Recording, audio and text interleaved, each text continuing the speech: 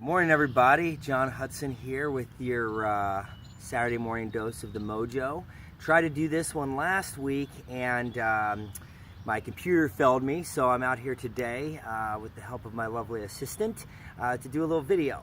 But before we get into it, there was a bet made almost 2 weeks ago between me and Speciale, and he bet me that we were going to get 10 homes sold during the week last week. And I bet him that I didn't think we would. Sorry to have ever doubted the team. And he won that bet. So you're about to see the outcome of the winning of that bet. So without any further ado, let's do this thing. Time to suck it up and pay the price.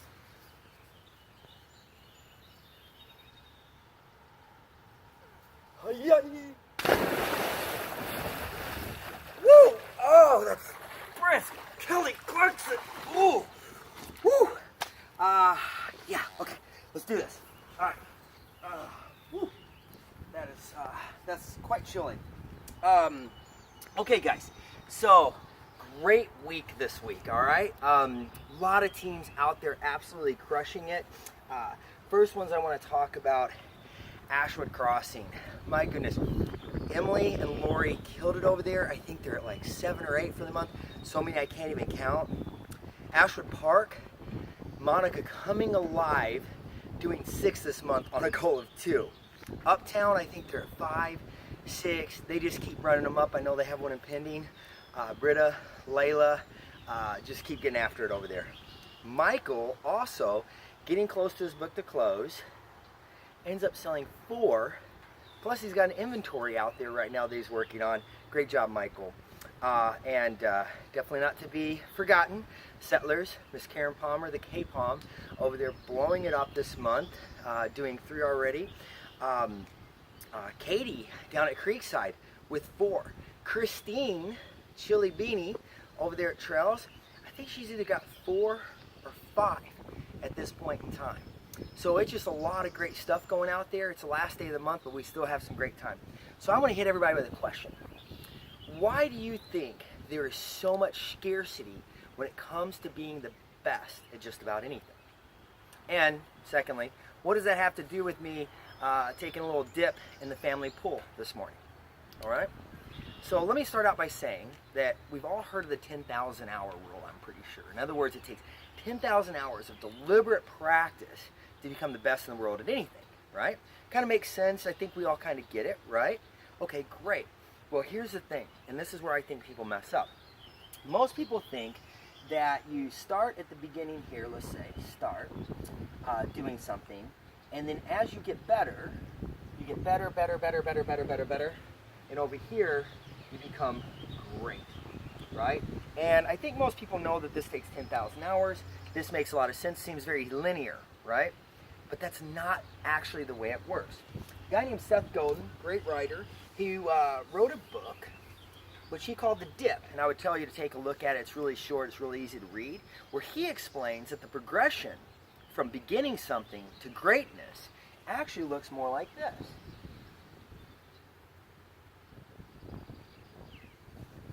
Okay?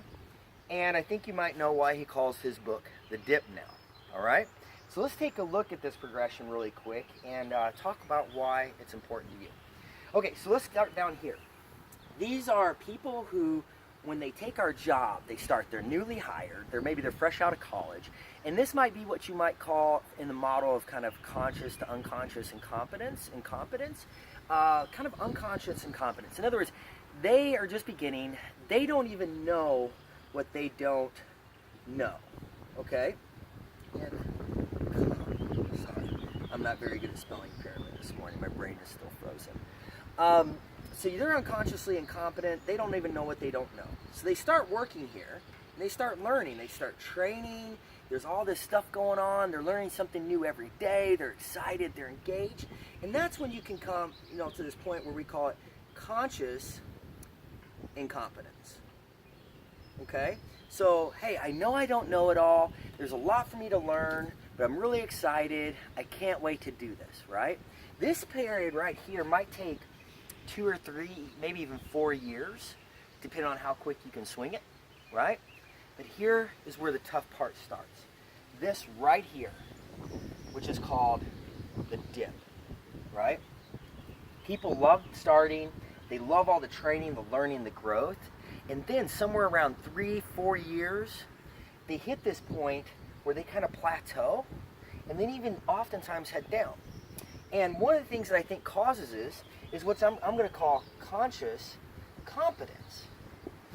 In other words, they get to the point here where they say, wow, I've got this down. I've sold a lot of homes. I'm pretty damn good at this. I can close, I can handle objections, right?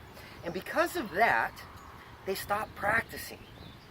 They maybe lose a little bit of their humility. They start feeling like it's the same old thing every day. I'm just coming in here and dealing with these customers that aren't wanting to move as fast as I want them to. Maybe there's a lack of engagement, and that's when this happens, the dip, right? And this can be years, right?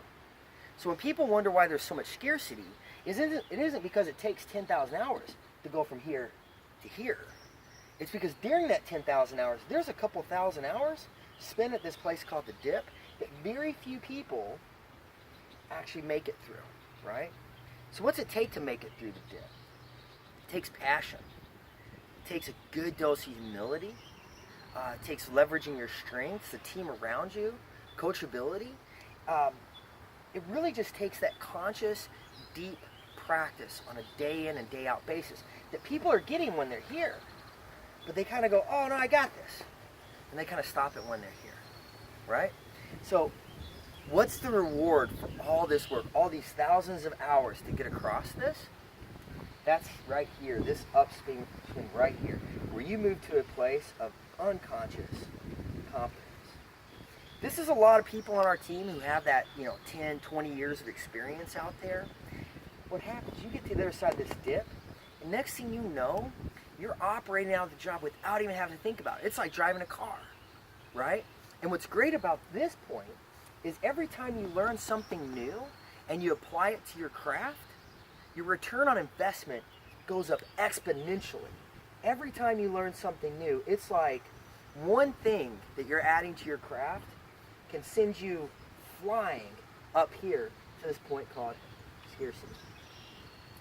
Now, this is why the people here make the most money, are most sought after, and are so hard to find. Why there's so much scarcity here is because so few people can make it through this. They don't have the fortitude, the strength, the mental toughness, the passion, the level of engagement, the willingness to continue practicing and getting better.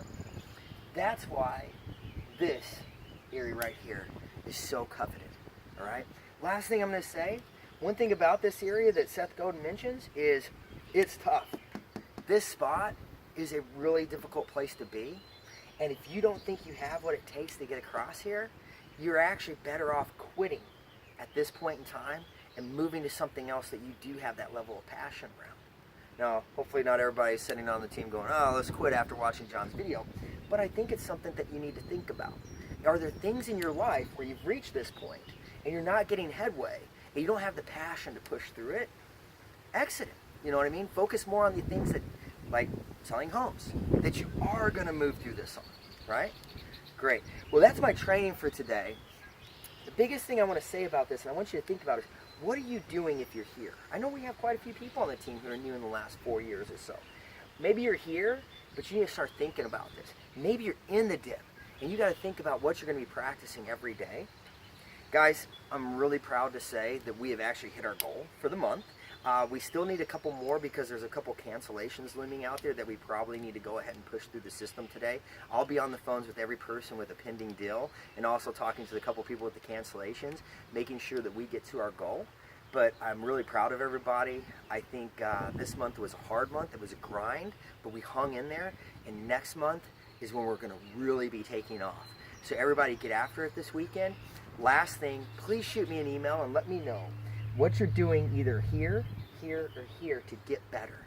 Are you in the dip and you need to really work on, maybe it's humility, maybe it's practicing your questioning, building rapport, closing, objection handling. Maybe you're here and it's the same thing. Or maybe you're here and you're trying out something very difficult and new, like reading some subtle body language, looking at how people's feet are facing when they're speaking to you, to understand if you've built that level of rapport. Whatever it is, send me an email. I'd love to hear about what you're doing this week to get better.